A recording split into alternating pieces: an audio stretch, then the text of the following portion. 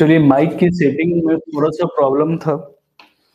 I hope अब जो है वो क्लास आपका बिल्कुल सही से आपको आवाज़ सुनाई दे रही होगी, ठीक है? तो क्वेश्चन नंबर 1 आपका ये है, यूनियन पब्लिक सर्विस कमीशन जो है, ये अपनी रिपोर्ट किसको सबमिट करेगा? 4 ऑप्शंस आपके पास दिए गए हैं, the president of India, parliament, Lok Sabha and Rajya Sabha.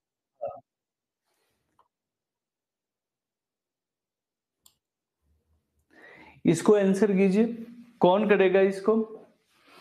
देखो यूपीएससी जो होता है, यूपीएससी की अगर हम बात करें तो यूपीएससी के मेंबर्स का चाहे वो अपॉइंटमेंट हो, चाहे वो रिमूवल हो, चाहे वो रिपोर्ट सबमिट करना हो, सब के सब कौन करेंगे? वो करेंगे प्रेसिडेंट ऑफ इंडिया। देखो 3 आर्टिकल आपके लिए बहुत ही इंपॉर्टेंट है, इन तीनों को आप हमेशा याद रखो। आर्टिकल 315 के अंदर क्या देखने को मिलेगा? आर्टिकल 315 के अंदर ये बोला गया कि पब्लिक सर्विस कमीशन होगा बोथ सेंटर एंड स्टेट के लिए। सेंटर एंड स्टेट दोनों के लिए पब्लिक सर्विस कमीशन आपको देखने को मिलता है। कहाँ? आर्टिकल 315 में। 316 की बात करें तो ये रिलेटेड है अपॉइंटमेंट से, ठीक है? और 317 जो है ये रिलेटेड है किससे? रिमूवल से। बिल्कुल सही। आज आप बिल्कुल टाइम पे आ गए। ये हम फर्स्ट क्वेश्चन ही आज डिस्कस कर रहे थे। क्वेश्चन नंबर 2 देखते हैं। Question is which among the following act suggested for the post called CAG? किस अमेंडमेंट एक्ट के थ्रू हमने ये देखा था कि कैग के पोस्ट को ऐड किया गया था? क्या वो इंडियन काउंसिल एक्ट 1909 था, या गवर्नमेंट ऑफ इंडिया एक्ट 1919, 1935 और 1947? इसका आंसर कीजिए।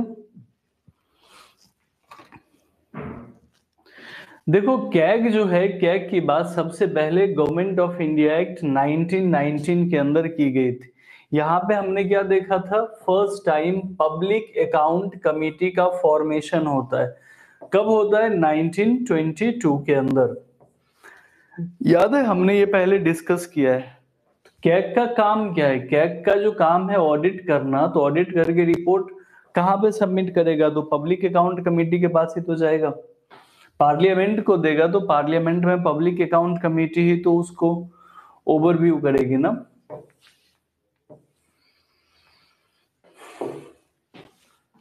Question number 3, which was the first state to go to polls under the delimitations? आपसे पूछ रहा है कि कौन सा ऐसा स्टेट है जो डिलिमिटेशन के अंदर गया था। इसका आंसर कीजिए। देखो डिलिमिटेशन दो ही टाइम पे देखने को मिलेगा, कि अगर कोई अमेंडमेंट वहां पे उस समय उस टाइम पे हुआ हो, या सेंसस आपको देखने को मिलेगा। डिलिमिटेशन कमीशन जो वर्क करता है वो इसी पे तो करता है, जब तक सेंसस का डाटा नहीं आ जाता, डिलिमिटेशन की रिपोर्ट वहां पे नहीं हो पाता है। तो कौन सा होगा? आंसर कीजिए क्वेश्चन नंबर 3 का।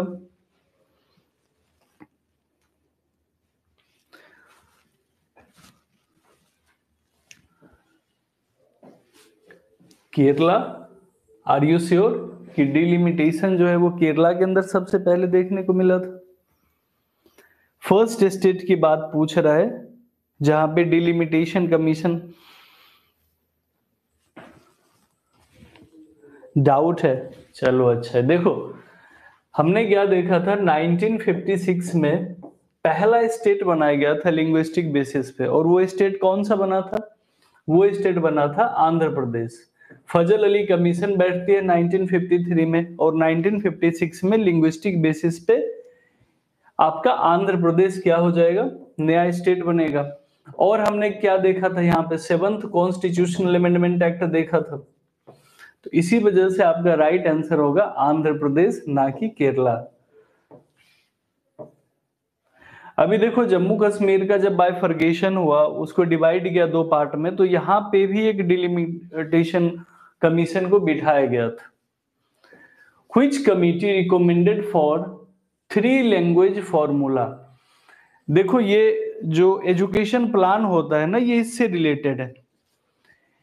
इसमें से एक कमेटी है जिन्होंने बोला कि हिंदी, इंग्लिश और रीजनल लैंग्वेज जो होता है, ये 3 लैंग्वेज होने चाहिए जिसमें बच्चों को पढ़ाया जाना चाहिए। तो किसी ने बोला था ये? बिल्कुल सही है, राइट आंसर होगा कोठारी कमेटी। कब बैठी थी? 1968 के अंदर। आगे बढ़े।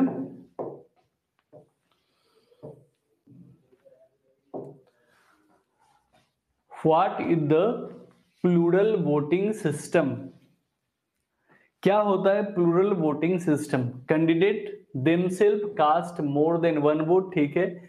Only the higher officials cast more than one vote, ठीक है। Eligible voter exercise one vote and some voter with specific qualifications cast more than one vote and all the citizens cast 3 votes each. क्या होगा इसका answer?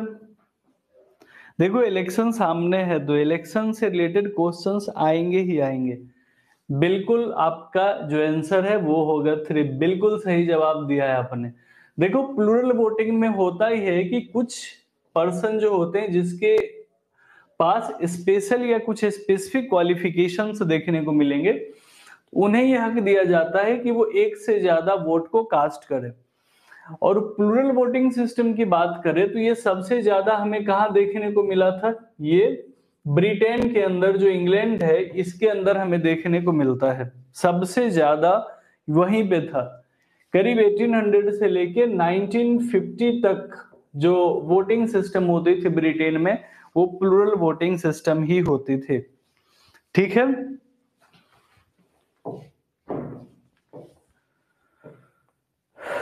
Question number 6 को देखते हैं। The Indian constitution provides the country with 3 categories of civil services. 3 category के civil services provide किए जाते हैं। कौन कौन से हैं ये?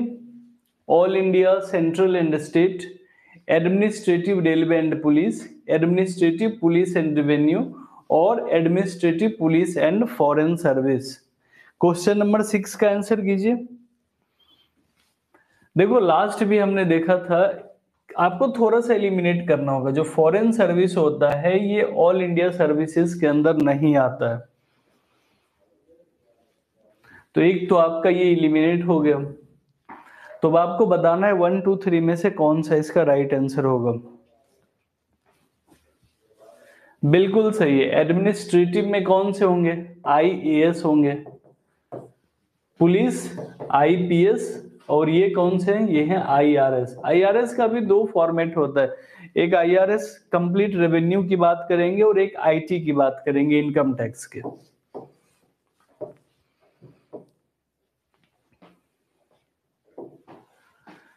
Which of the following is one of the characteristics of civil services in India? क्या कैरेक्टरिस्टिक्स हो सकता है सिविल सर्विसेज का? 4 ऑप्शन है आपके पास। पहला है नेचुरलिटी एंड इम्पार्शियलिटी, ये पार्शियलिटी इसको समझ लो आप। थर्ड है temporary, political, executive and last all of the above. जो सिविल सर्वेंट होते हैं वो कैसे होने चाहिए, उनका नेचर, उनका कैरेक्टर कैसा होना चाहिए? इसका आंसर कीजिए। देखो जितने भी सिविल सर्वेंट होंगे उनको हमेशा न्यूट्रल रहना पड़ेगा, और दूसरा क्या है? इम्पार्शियलिटी उनको दिखानी पड़ेगी, ठीक है। नहीं, डी कैसे होगा? देखो पॉलिटिकल एग्जीक्यूटिव वो क्यों बनेंगे? उनको न्यूट्रल रहना है। ऐसा नहीं है कि अभी बीजेपी रूल में है तो सारे के सारे जो ऑफिसर्स हैं वो बीजेपी को सपोर्ट करने लगे, उनके लिए कुछ काम करने लगे। नहीं, ये चीज नहीं होती है। आप जब इंटरव्यू में पहुंचोगे तो पहला सवाल यही पूछते हैं कि आपको यूपीएससी क्यों क्लियर करना है, और यकीन मानो इससे बाह्य सवाल मैंने नहीं देखा है, क्योंकि अब जितनी बार इंटरव्यू में पहुंचो हर बार आपसे ये पूछेंगे कि क्यों क्लियर करना है।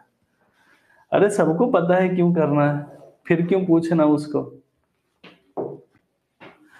अब देखो स्पेशल स्टेटस ऑफ स्टेट के बारे में यहाँ पे पूछ रहा है 8th क्वेश्चन में। जो आप स्पेशल कैटेगरी वाले जो देखते हो ना स्टेट, ये उसकी बात कर रहा है, स्पेशल कैटेगरी स्टेट्स की यहाँ पे बात हो रही है। 4 ऑप्शन है आपके पास कि what is the implication of central government granting special status to a state. क्या हो सकता है इसमें? क्वेश्चन नंबर 8 का आंसर कीजिए। देखो कुछ चीजें समझा देता हूं। जो स्पेशल कैटेगरी स्टेट्स है ये हमारे कॉन्स्टिट्यूशन के अंदर मेंशन नहीं है, इनका कहीं भी कॉन्स्टिट्यूशन में जिक्र नहीं है। कभी कभी आपसे पूछ देता है कि 5th शेड्यूल और 6th शेड्यूल के अंदर मेंशन हो, तो जी नहीं, बिल्कुल भी आपको नहीं दिखेगा, ये हमारे कॉन्स्टिट्यूशन का पार्ट नहीं है। इसका राइट आंसर हो जाएगा आपका 4, बोथ 1 एंड 2 एबव। अब ये क्यों है ये समझो। टोटल 11 स्टेट्स हैं फिलहाल इंडिया के अंदर जिसको स्पेशल कैटेगरी स्टेटस मिला हुआ है, और इसमें होता क्या है कि 90% जो रेवेन्यू होगा, जितने भी एक्सपेंसेस हैं वो सेंटर उठाएगी, और रेस्ट जो 10% होता है ना, ये भी 0% के इंटरेस्ट पे दिया जाता है। तो ये एक ह्यूज बर्डन बनता है किसके ऊपर? हमारे गवर्नमेंट के फिस्कल पॉलिसी के ऊपर।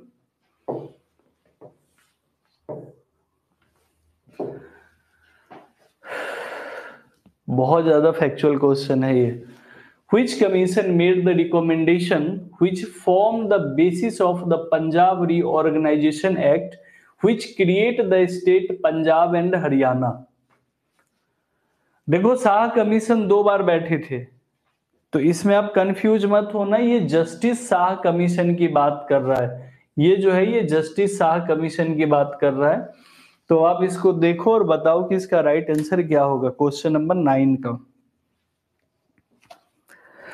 देखो धार कमीशन की अगर हम बात करें तो 1948 में इसको हमने देखा था। पहली बार लिंग्विस्टिक बेसिस पे स्टेट के फॉर्मेशन की बात कही गई थी। कहां? धार कमीशन की रिपोर्ट में। कब? 1948 में। हालांकि उस समय इसको क्या किया गया था कि एक्सेप्ट नहीं किया गया था। क्वेश्चन नंबर 9 का आंसर कीजिए। बिल्कुल सही है। देखो जो दास कमीशन है 1950 के आसपास ना, ये पंजाब वाले रीजन में बहुत ज्यादा एगिएशन होने लगा था, बहुत रिवोल्ट होने लगे थे, तो फिर दास कमीशन बिठाया गया था। और दास कमीशन ने ये बोला था कि ठीक है पंजाब और हरियाणा को बना दो, लेकिन एक्चुअली यहाँ पे पंजाब और हरियाणा को सेपरेट नहीं किया जाता है। ऑप्शन आपका सही है, दास कमीशन। सेपरेट कब किया जाएगा? जब शाह कमीशन बैठेगी तब इसको सेपरेट किया जाता है। और यहां पे जो शाह कमीशन मेंशन्ड है वो है J Shah commission, justice Shah commission. और जस्टिस शाह कमीशन के बारे में अगर आपसे पूछा जाए तो ये किससे रिलेटेड थे? तो ये रिलेटेड थे इमरजेंसी जो इंदिरा गांधी ने लगाई थी ना, तो उस इमरजेंसी को ओवरव्यू करने के लिए justice Shah commission Janata Dal government के द्वारा बनाए गए थे। कब? 1977 में। ठीक है। और अगर हम महाजन कमीशन की बात करें तो महाजन कमीशन किस लिए बनाई गई थी? तो महाजन कमीशन बनाई गई महाराष्ट्र और कर्नाटक के बीच जो डिस्प्यूट देख रहे हैं ना, अभी देखो कुछ मंथ पहले ही ये डिस्प्यूट हमें दिखा था, तो ये आप याद रखो, ये पूछ सकता है यूपीएससी कि महाजन कमीशन किससे रिलेटेड है, तो वो होगा महाराष्ट्र कर्नाटका डिस्प्यूट से। आगे बढ़े। Question number 10, which of the following state is not included in capital region planning council? देखो ये जो काउंसिल है इसका लाइफ टाइम 2041 तक रहेगा। 2021 में ये काउंसिल बनाया गया था, 2021 में ये काउंसिल बनाया गया, और इसका जो लाइफ है ये 2041 तक इसकी वैलिडिटी है, 2041 तक। अब आपको बताना इन 4 स्टेट में से कौन सा कैपिटल रीजनल प्लानिंग काउंसिल का पार्ट नहीं है। इसका आंसर कीजिए क्वेश्चन नंबर 10 का।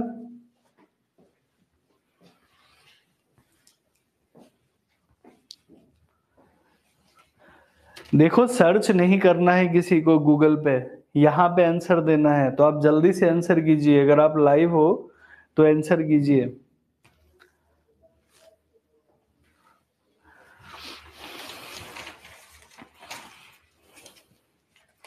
देखो क्वेश्चन नंबर 10 का जो राइट आंसर होगा वो होगा मध्य प्रदेश।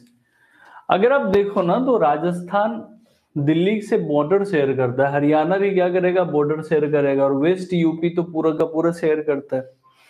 तो इसीलिए राइट आंसर क्या हो जाएगा, मध्य प्रदेश। ठीक है, चले नेक्स्ट क्वेश्चन पे। क्वेश्चन नंबर 11 देखते हैं। अब आपसे पूछ रहे हैं, in which state of India is there a uniform civil code. आपके ऑप्शन से मेघालय, केरला, हरियाणा और गोवा। इसका आंसर कीजिए। अच्छा ये पता होगा, ये बहुत ही आसान सा सवाल है, ये तो जरूर पता होगा। क्वेश्चन नंबर 11 जरूर पता होगा, सबको पता होगा, शायद ही कोई एस्पिरेंट है जो इसमें गलती करेगा। राइट आंसर क्या होगा 11 का, गोवा। गोवा में देखो जो यूनिफॉर्म सिविल कोड है आर्टिकल 44 के अंदर मेंशन्ड है हमारे कॉन्स्टिट्यूशन में। एक्चुअली ये वाला यूनिफॉर्म सिविल कोड वहां पे नहीं चलता है, गोवा में जो चलता है वो है Portuguese civil code. Portuguese civil code जो है ये गोवा के अंदर आपको देखने को मिलता है। और हम अगर बात करें इंडिपेंडेंट इंडिया की, कि आजादी के बाद कौन सा ऐसा स्टेट है जिसने यूनिफॉर्म सिविल कोड को एडॉप्ट किया है, तो वो होगा आपका उत्तराखंड। अभी एक मंथ भी नहीं कंप्लीट हुआ है इसका, रिसेंटली जो है उत्तराखंड ने यूनिफॉर्म सिविल कोड को एक्सेप्ट किया है। अच्छा गोवा का फॉर्मेशन कब होता है, गोवा इंडियन टेरिटरी का पार्ट कब बनेगा। देखो 1961 तक जो गोवा है ये क्या था, ये पोर्चुगीज कॉलोनी थी। 1961 के बाद 1962 में इसे स्टेटहुड का दर्जा यहां पे मिल जाता है। सॉरी, और 12th अमेंडमेंट एक्ट जो होता है 1962 में, इससे ये यूनियन टेरिटरी बनता है।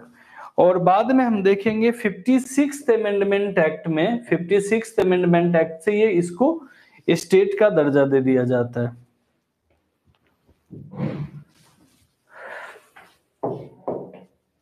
अभी देखो हरियाणा की बात हो रही थी, तो हरियाणा में खट्टर साहब ने रिजाइन दे दिया है, अब वहां पे जो चीफ मिनिस्टर है वो कोई और बनेगा। 12th क्वेश्चन है आपका, which state in India has given the highest number of deputy prime ministers. किस स्टेट ने highest number of deputy prime minister दिया है इंडिया को। चार ऑप्शन है आपके पास, महाराष्ट्र, उत्तर प्रदेश, बिहार और गुजरात। देखो अगर प्राइम मिनिस्टर की बात होती ना, तो highest number of prime minister जो हैं वो अभी तक उत्तर प्रदेश से बने, लेकिन बात यहां हो रही है डिप्टी प्राइम मिनिस्टर की। ऑप्शन क्या होगा आपका, ऑप्शन होगा बिहार। सबसे ज्यादा जो डिप्टी प्राइम मिनिस्टर हमने देखा है वो बिहार से ही देखा है। देखो फैक्चुअल क्वेश्चंस आजकल बहुत आ रहे हैं सवाल में, इसीलिए प्रीवियस ईयर के जो कुछ क्वेश्चन हैं उसको करना बहुत जरूरी हो जाता है।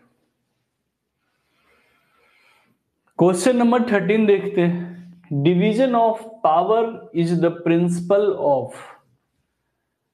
किसका होगा, यूनिटरी गवर्नमेंट का होगा, फेडरल का होगा, सोशलिस्ट का होगा या रिपब्लिकन फॉर्म ऑफ गवर्नमेंट का होगा, किसका होगा। क्वेश्चन नंबर 13 का आंसर कीजिए। देखो जो सोशलिस्ट है वो रसिया के अंदर हमें देखने को मिलता है। तो रसिया के अंदर क्या होता है, सब कुछ गवर्नमेंट ही करती है, वहां प्राइवेट कुछ भी नहीं होता। सोशलिस्ट जो है वहां का बिल्कुल रिजिड होता है सोशलिस्ट फॉर्मेट। क्या होगा इसका answer, right answer is federal form of government. हम देखते हैं ना सेपरेशन ऑफ पावर का जो कॉन्सेप्ट है आर्टिकल 50 के अंदर, जो हम देखते हैं आर्टिकल 50 के अंदर सेपरेशन ऑफ पावर मेंशन्ड है, वो सेपरेशन ऑफ पावर किस चीज को एक्सप्लेन करता है? वो कहीं ना कहीं फेडरलिज्म को सपोर्ट करता है। हालांकि ये जो फेडरल फॉर्म ऑफ गवर्नमेंट है, अगर आपसे पूछा जाए कि हमने पहली बार कहां पे मेंशन किया था इंडियन कॉन्स्टिट्यूशन के अंदर, तो वो था, देखो, गवर्नमेंट ऑफ इंडिया एक्ट 1935 के अंदर फेडरल फॉर्म ऑफ गवर्नमेंट की बात की गई। अगर आपसे फेडरल स्ट्रक्चर की बात की जाए तो फिर आप बोलोगे कनाडियन कॉन्स्टिट्यूशन, ठीक है। और इंडिया के अंदर क्वासी फेडरल कैरेक्टर होता है, कंप्लीट फेडरल नहीं है हम। Article 370 of the constitution is applicable to the state of, अब ये तो गलत नहीं होना चाहिए, ये तो पता भी होगा सबको।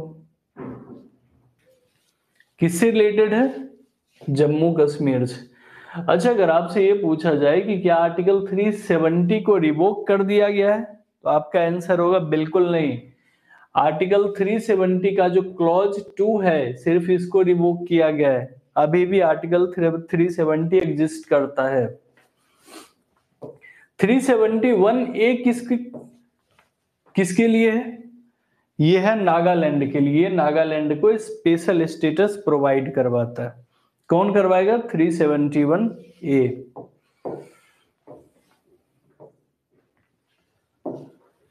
Which article of the Constitution of India accords special status to the state of Jammu Kashmir? ये वही चीज हो गई, आर्टिकल 370। अच्छा, एक आर्टिकल है यहाँ पे, आर्टिकल 356। आर्टिकल 356 क्या है? आप इसको कमेंट में बताओ, ये स्टेट इमरजेंसी है या नेशनल इमरजेंसी है? स्टेट इमरजेंसी होगा या नेशनल इमरजेंसी होगा? ये कमेंट में बताओ कि आर्टिकल 356 स्टेट इमरजेंसी है या नेशनल इमरजेंसी है।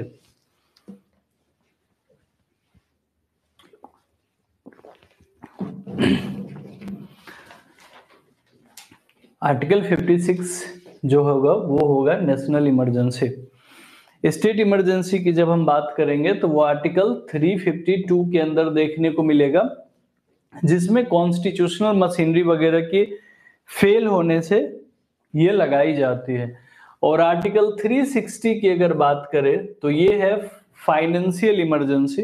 हालांकि इंडिया के अंदर अभी तक एक भी बार फाइनेंशियल इमरजेंसी नहीं लगा है, एंड आई होप कि लगे भी ना इंडिया के अंदर।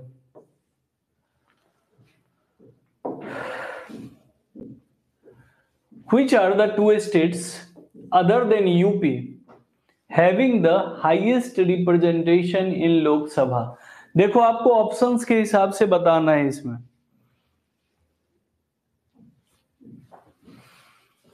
बताओ क्या होगा? ये लोकसभा सीट्स की बात कर रहे हैं। यूपी की बात करें तो यूपी के अंदर 80 लोकसभा सीट्स है। बिहार की बात करें तो बिहार के अंदर 40 लोकसभा सीट्स। महाराष्ट्र की बात करें अगर हम, तो महाराष्ट्र के पास कितने सीट है? 48 सीट। आप आंसर करो इसमें से राइट आंसर क्या होगा कि यूपी के बाद किसका रिप्रेजेंटेशन ज्यादा है? देखो, यहां जो ऑप्शंस दिया गया इसके हिसाब से आपका हो जाएगा बिहार एंड महाराष्ट्र।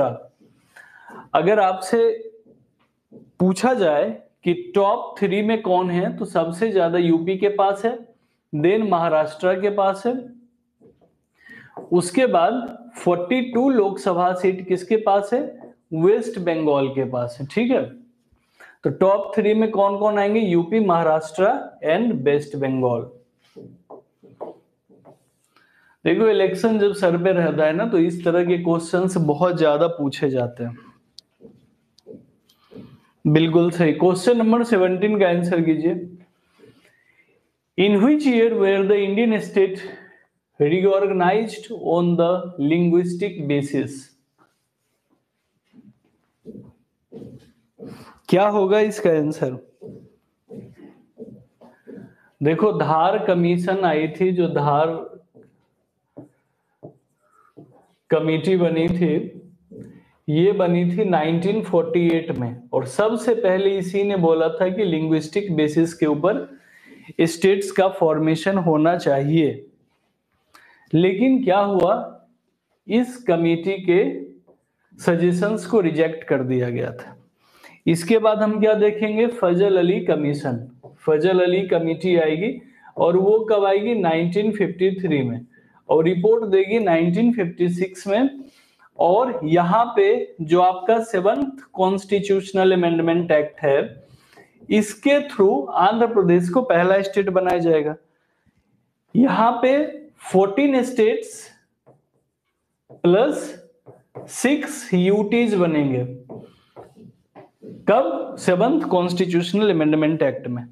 अगर इससे पहले आपसे स्टेटस पूछा जाए ना इंडियन टेरिटरी का, तो 4 पार्ट में डिवाइडेड था, part A B C D, A to D 4 part में डिवाइडेड था हमारा इंडिया।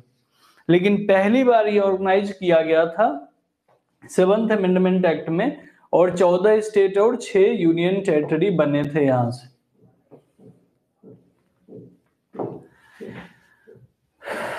फिर से वही सवाल है, article 370 of the constitution of India provides for, किसके लिए था ये, टेम्पररी प्रोविजन था या परमानेंट प्रोविजन था?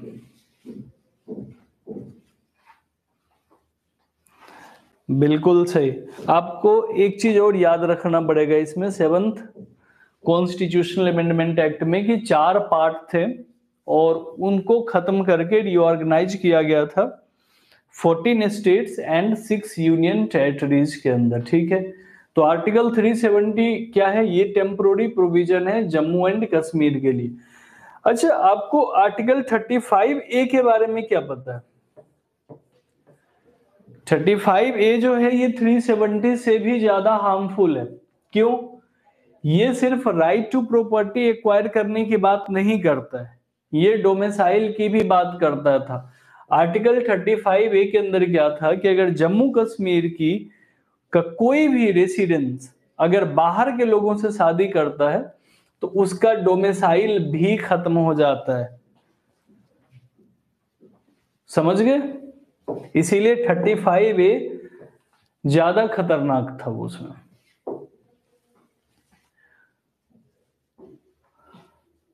When was the comprehensive reorganization of Indian state completed in accordance with the recommendations of the State Reorganization Commission?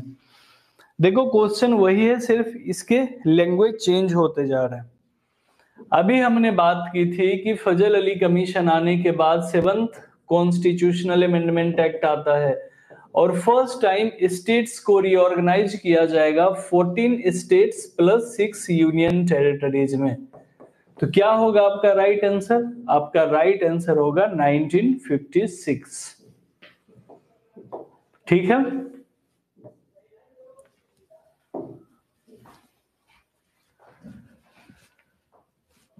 अब चलते हैं क्वेश्चन नंबर 20 के ऊपर। अब आपसे पूछा जा रहा है कि सरकारिया कमीशन जो है, Sarkaria commission was appointed to review the question of. Sarkaria commission का मकसद क्या था?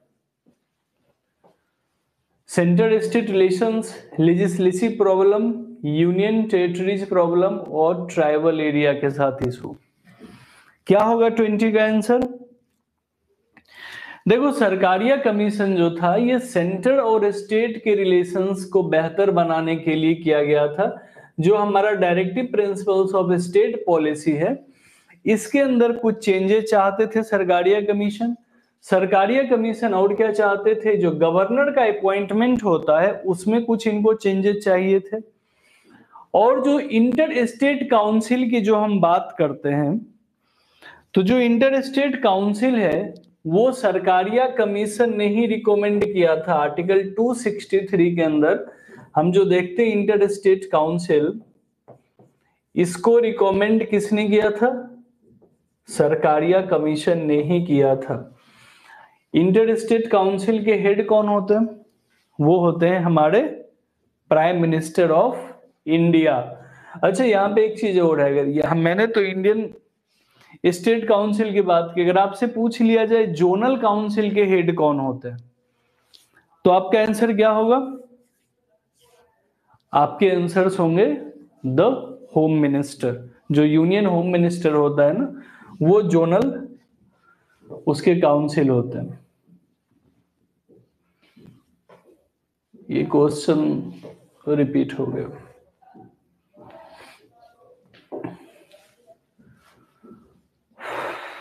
फिर से वही सवाल है। Sarkaria commission was constituted to give its report on, तो अभी हमने बात की थी किस पे दिया है इसने, तो वो है सेंट्रल स्टेट रिलेशंस के बारे में। और अगर सेंट्रल स्टेट रिलेशन की बात करें तो ये मेंशन कहां पे है, ये मेंशन है डीपीएसपी के अंदर। ठीक है,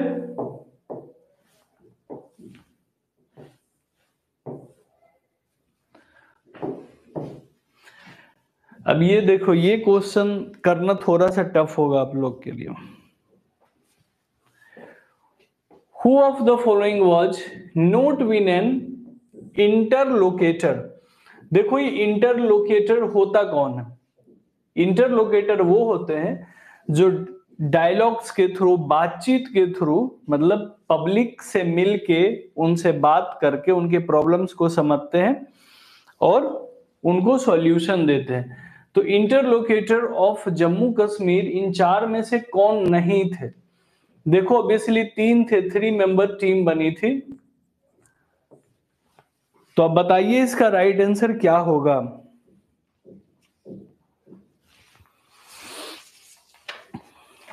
ट्वेंटी 23 का आंसर कीजिए।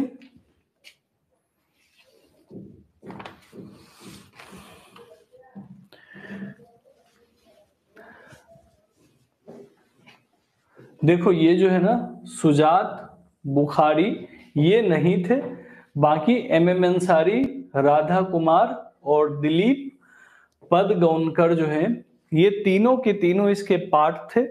और ये तीनों कौन है? ये तीनों के तीनों हाई कोर्ट के जज रह चुके हैं। ठीक है, इसका मतलब समझ गए ना, इंटरलोक्यूटर का मतलब क्या होता है। आप एक साथ यहाँ पे इंग्लिश का क्लास भी लेते जाओ, वोकेब भी स्ट्रॉन्ग करते जाओ, इसीलिए मैंने हिंदी नहीं लगाया है। In a federal government the state enjoys, अब स्टेट क्या इंजॉय करेगा, किस तरह का पावर इंजॉय करेगा? Original powers, power delegated by the centre, power given by the constitution और power given by the people. याद रखना ये फेडरल गवर्नमेंट की बात कर रहा है, हमारे इंडियन गवर्नमेंट की बात नहीं कर रहा है। इसका आंसर करो आप, क्या होगा इस फेडरल गवर्नमेंट में?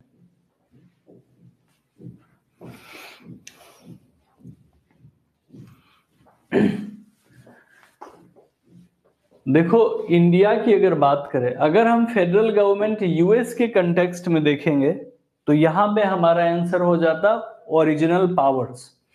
क्यों? क्योंकि यूएस के अंदर जो होता है वो एक ट्रीटी से बने हैं, वहां स्टेट जो है उनके पास ज्यादा पावर्स होती है। लेकिन हमारे इंडिया में क्या है, हम इंडिया में बोलते हैं क्या, यूनियन ऑफ स्टेट्स। क्या बोलते हैं? Union of states. मतलब कोई भी स्टेट जो है अपनी मर्जी से इंडियन यूनियन को छोड़ के नहीं जा सकता है। तो यहां पे क्या होगा आपका आंसर? तो यहां पे आंसर ये होगा power delegated by the centre. जो सेंट्रल गवर्नमेंट स्टेट को पावर देगी वही यहां पे ये इंजॉय करेंगे। समझ आया? क्वेश्चन नंबर 25 देखते हैं। The day-to-day administration of a union territory in India is carried out by the, कौन करेंगे? प्रेसिडेंट करेंगे, गवर्नर करेंगे, होम मिनिस्टर करेंगे, लेफ्टिनेंट गवर्नर करेंगे?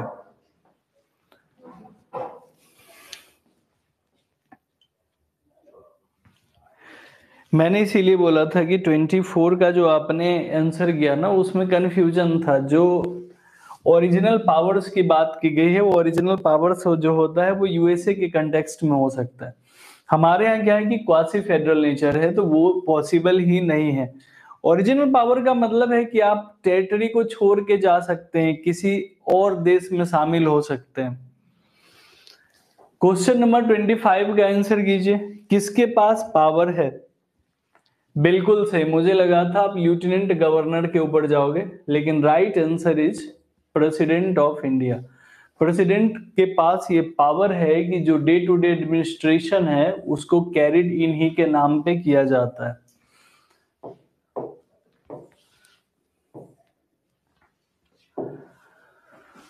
Sikkim was granted statehood in the year, किस ईयर में सिक्किम को स्टेटहुड मिला?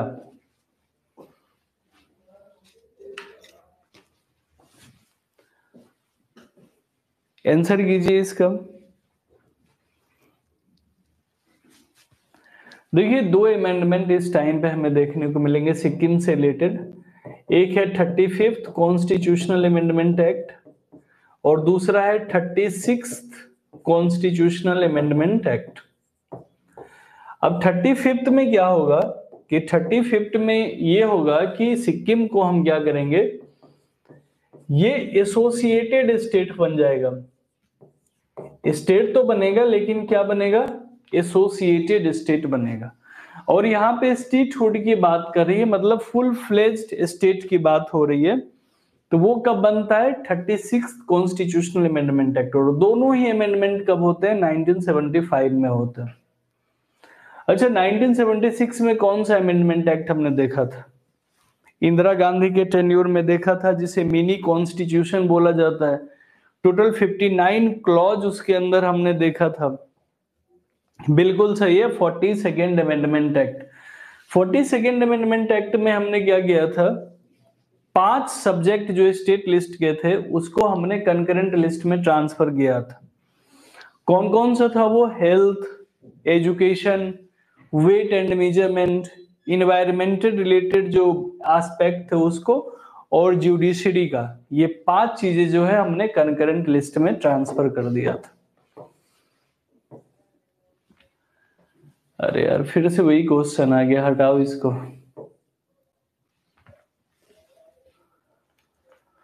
Which state enjoy the distinction of being the first linguistic state of India? कौन सा होगा, वेस्ट बंगाल होगा, आंध्र प्रदेश होगा, तमिलनाडु होगा या केरला होगा? बिल्कुल सही, आंध्र प्रदेश। कब बना था, 1956 में। कौन सी कमेटी थी, फजल अली कमीशन। फजल अली कमीशन में टोटल 3 मेंबर थे। ये आप एटलीस्ट ये याद रखो कि कितने मेंबर थे, तो 3 मेंबर थे। तो अगर ऑप्शन से ज्यादा हो तो आप इसको एलिमिनेट कर पाओगे।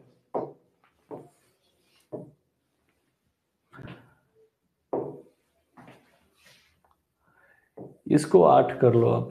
The number of union territories in India is, फिलहाल प्रेजेंट में कितने यूनियन टेरिटरी है इंडिया के अंदर?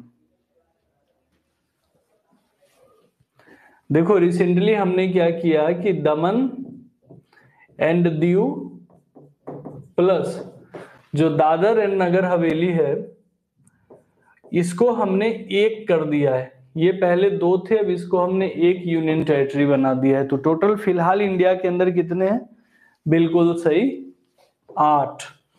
कौन कौन से हैं, लक्षद्वीप, अंडमान निकोबार, जम्मू कश्मीर, और कौन से हैं, Chandigarh, Daman Diu, Jammu Kashmir with legislature, Delhi with legislature and Ladakh without legislature. हालांकि देखो लद्दाख के अंदर एक अभी बहुत बड़ा प्रोटेस्ट चल रहा है कि उनको 6 शेड्यूल में जगह चाहिए। अब क्यों चाहिए, तो देखो 97% जो पॉपुलेशन है लद्दाख की वो ट्राइबल पॉपुलेशन है, इथनिक पॉपुलेशन है, इसीलिए वो चाहते हैं कि उन्हें 6 शेड्यूल में जगह मिल जाए।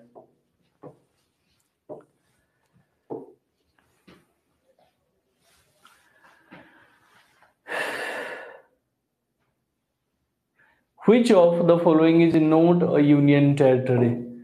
4 ऑप्शन से पूछ रहे कौन इनमें से यूनियन टेरिटरी नहीं है। देखो 30 का आंसर क्या होगा, हाँ right answer is B, Nagaland. हालांकि नागालैंड को स्टार्टिंग में जब 1961 के आसपास हमने मिलाया था तो एज ए यूटी ही हमने मिलाया था। उसके बाद ये फुल फ्लेज स्टेट बनता है नेक्स्ट ईयर।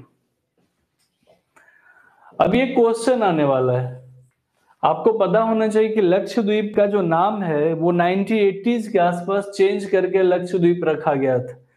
इससे पहले इसका क्या नाम था, इस पे क्वेश्चन आएगा, अभी आपको वो करना है।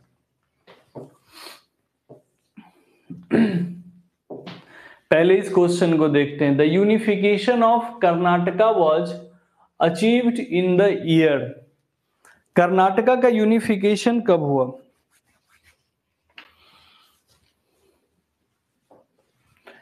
देखो, एक इंसान है अल्लूरू वेंकट राव, इनको father of unification of Karnataka के नाम से जाना जाता है। कब हुआ था?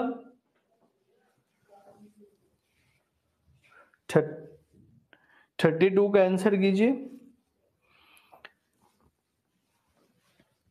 ये 1956 में ही हो गया था, 1958 में नहीं हुआ था, 1956 में हो गया था ये चीज। देखो, कहीं कहीं ना आप अगर पढ़ते हो ना तो थोड़ा उसको ढंग से पढ़ा करो। क्या होता है कि वो पूछ लेता है कि कंप्लीट रिपोर्ट कब सबमिट हुई, फोर्थ में कब आया, यूनिफिकेशन कब हुआ। ये जो चीजें हैं इसमें बहुत माइनर सी डिफरेंसेस होते हैं और आप वो चीज समझ नहीं पाते हो उस समय।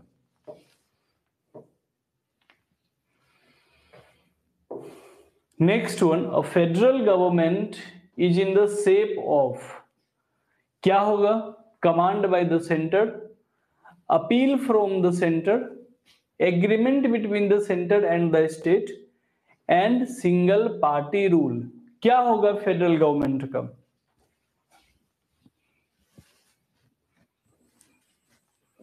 बिल्कुल सही, agreement between centre and state. और हमारे इंडिया में जो फेडरलिज्म है इसको क्वासी फेडरल क्यों कहा जाता है?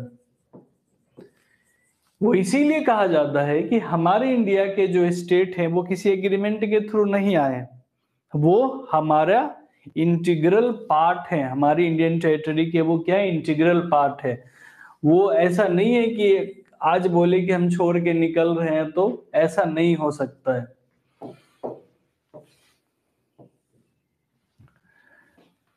The main feature of the federal state is, क्या होगा इसका? Decentralisation, centralisation, theory of separation of power और सॉवरेनिटी। क्या होगा इसका 34 का आंसर? इसमें दो ऑप्शंस हैं जो आपको कंफ्यूज कर सकते हैं। बिल्कुल सही जवाब दिया आपने, इसका होगा theory of separation of power. हालांकि इंडिया के अंदर जो देखा जाए तो फेडरल का थोड़ा थोड़ा मतलब डिसेंट्रलाइजेशन और लोकल सेल्फ बॉडी से निकलता है, लेकिन ओरिजिनल जो इसका मतलब निकलेगा वो यही होगा, theory of separation of power. कहां पे मेंशन्ड है ये? डीपीएसपी के अंदर मेंशन्ड है। और किस आर्टिकल में? तो आर्टिकल 50 के अंदर मेंशन्ड है।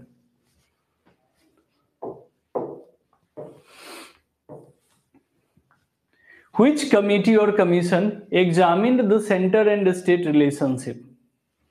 कौन करेगा इसमें से? देखो, अशोक मेहता कमेटी जो था ये किससे रिलेटेड है? तो ये है पंचायती राज, जो पीआरआई है ना अपना, पंचायती राज इंस्टीट्यूशंस, ये इससे रिलेटेड है। कौन सा अमेंडमेंट था? 73rd amendment act of 1992। इसका आंसर कीजिए।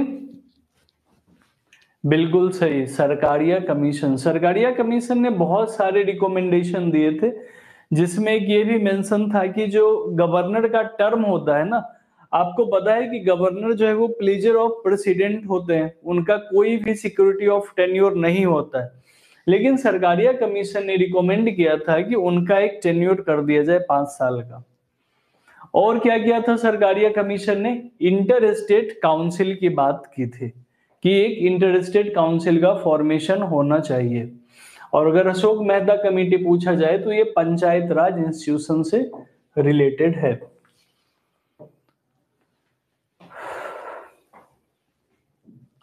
ये देखो, ये 7th अमेंडमेंट एक्ट की बात कर रहा है ये क्वेश्चन, जो 7th कॉन्स्टिट्यूशनल अमेंडमेंट एक्ट था इसकी बात कर रहा है। पूछ रहा है कि the state reorganisation in 1956 created, कितने स्टेट और यूनियन टेरिटरीज में क्रिएट किया था? बिल्कुल सही, 14 स्टेट एंड 6 यूनियन टेरिटरीज। देखो, क्वेश्चंस को ऐसे सॉल्व किया जाना चाहिए कि रिवीजन भी साथ साथ हो जाए, बाद में देखना ना पड़े। बाद में अगर आप एक बार देख लो तो वो पूरा का पूरा रिवीजन हो जाए आपका।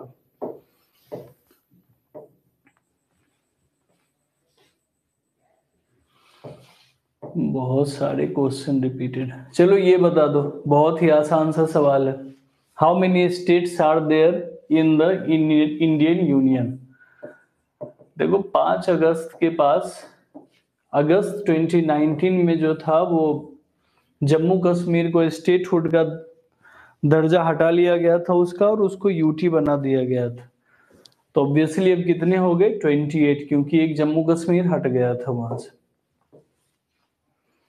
अच्छा, अगर आपसे एक ये सवाल पूछ दिया जाए कि टिल 2019 हमारे पास कितने यूनियन टेरिटरीज थे, कितने यूटीज थे 2019 में हमारे पास, जब तक बाइफर्गेशन नहीं हुआ था जम्मू कश्मीर का, कितने यूनियन टेरिटरीज थे?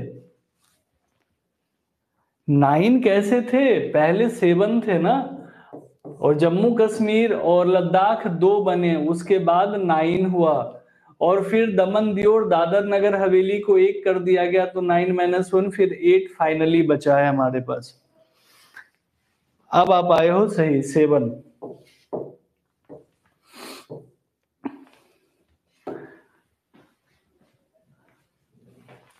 देखो, लक्षद्वीप का पहले क्या नाम था? लक्काद्वीप। और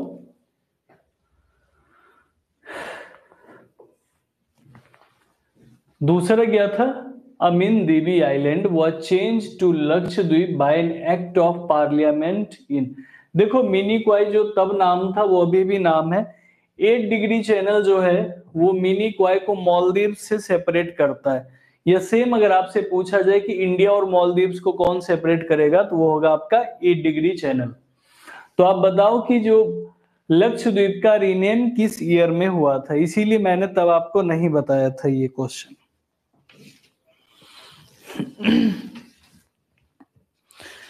कब हुआ था?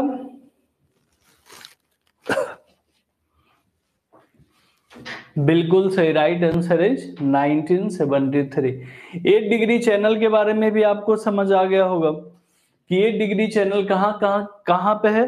ये है मिनी क्वाय और मालदीव्स के बीच में, या यूं कहे कि इंडिया और मालदीव्स के बीच में। लास्ट क्वेश्चन है आपके सेशन का, व्हिच